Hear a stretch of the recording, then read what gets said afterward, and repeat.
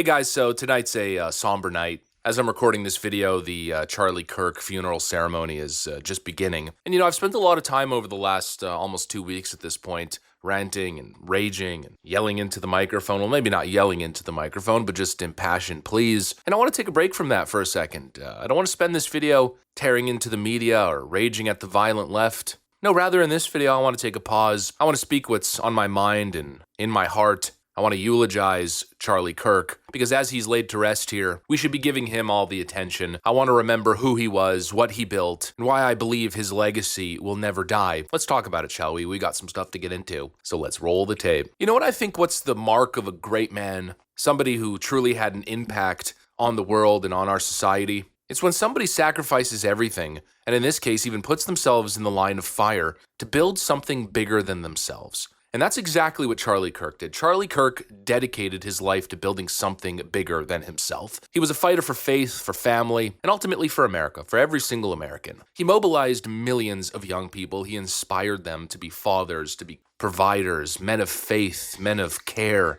and compassion and passion. He was a man who noticed a cultural decline, and he took it head on. He made the arguments that so many of us were afraid to make. And he did it with conviction, he did it with passion, he did it with clarity, and most importantly, he did it with courage. Now, is that to say that he was perfect? That he always said the perfect thing? Of course not. None of us are. And there's a lot of people that are going back and nitpicking every little thing that he said and trying to dissect it or cut it out of context. But that doesn't represent who Charlie Kirk was. You can't cherry pick little bits and pieces. You have to look at the totality of the man. And when you looked at Charlie, his mission, his legacy, who he was, he clearly represented something that was good. And when you look at the crowds that he gathered, the people that he inspired, the countless students who came to faith because of him, the families that spawned because of his inspiration, or people who simply found their political voice because of him, because of his guidance, well, you realize how inspiring this man was, how impactful he was in such a short period on this earth. You realize that,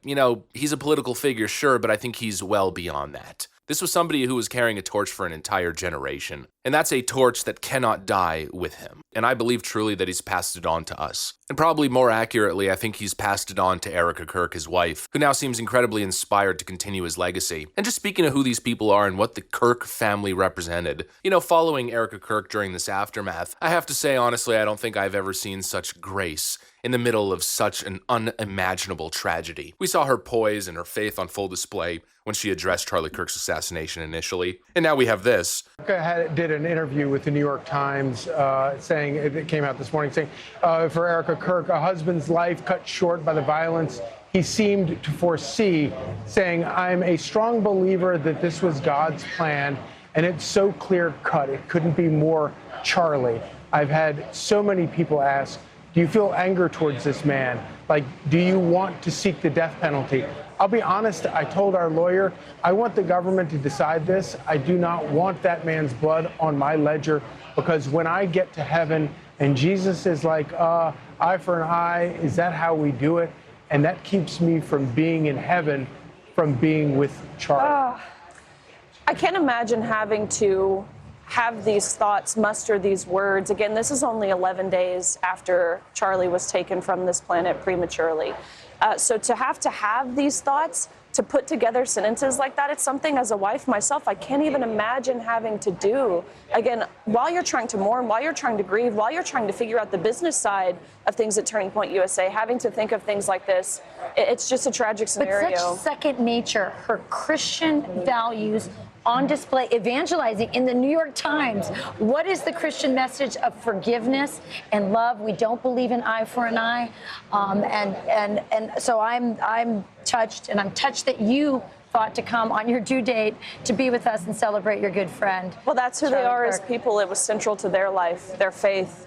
They were the rarest combination of course, charisma and character, and as you've seen here, just the testament to their faith. She was asked a pretty ugly question in the last few days, whether she wanted vengeance, whether she wanted Tyler Robinson, the monster who murdered her husband, to suffer the death penalty, whether she hated him. And you'd expect bitterness, you'd expect anger. You'd expect her to say, yes, I want justice, I want revenge. And that's certainly what the left was suggesting that she was implying during her initial speech. But no, she said she doesn't want more blood on her ledger. She doesn't want to be consumed with hate. She chose forgiveness. Something that honestly, in her position, I don't think I could have done. And that's the strength of her faith, and I think that's partially some of the strength that Charlie left with her. And it's really a testament to what those two built together, rooted in Christ and rooted in love, rooted in a higher calling than vengeance. And again, it really puts everything into clear perspective for me. And that's really been the moral of the story here, the contrast. I said I wouldn't spend time ragging on the left, but it is part of the story, and I'm just going to keep it brief. Speaking of the contrast, I mean, if we stop for a second and compare what we're seeing from the Kirk family compared to what we're still hearing and seeing from the left,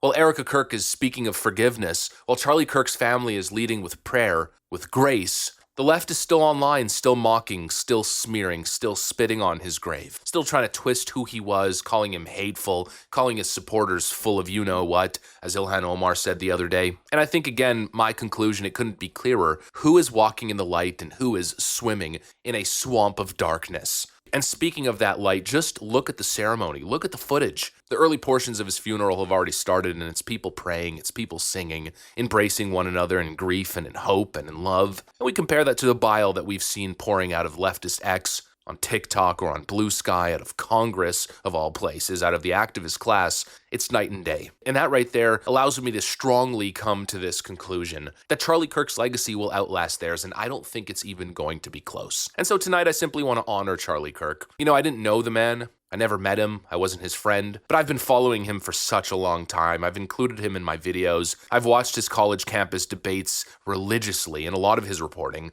I know who he is. I know what he represented. I know what he did for this beautiful country and its people. And so I simply want to thank him. I want to thank him for what he gave us, for the guidance, for what he showed was possible. I want to pray that his soul rests in peace. And I want to pray for Erika Kirk, his family, his beautiful kids, and frankly, for everybody mourning his loss. And probably most importantly, I want to continue carrying his torch. The fight is not over. Obviously, very clearly, the fight is not over. If anything, I think it's only begun. We've seen such hatred, such darkness, and I think in light of that, what we're actually seeing, what the real story is that all of this hate, is that what this deep darkness has actually done is awaken something far greater. They've unleashed a movement, or rather they've expanded the movement, they've accelerated it. They've reminded us exactly what it is that we stand for, what we must defend, and most importantly, why we cannot ever back down. We cannot give this evil an inch. And so Charlie Kirk is gone, but his voice will echo for generations through all of us. His mission, I believe, truly will live on. And his enemies will never win. Because you cannot kill the spirit of a people who have been inspired, a people who refuse to surrender, just like Charlie Kirk refused to back down, refused to surrender. Even if that meant putting himself in harm's way. And so as he's laid to rest, I say rest in peace, Charlie. We'll carry the torch.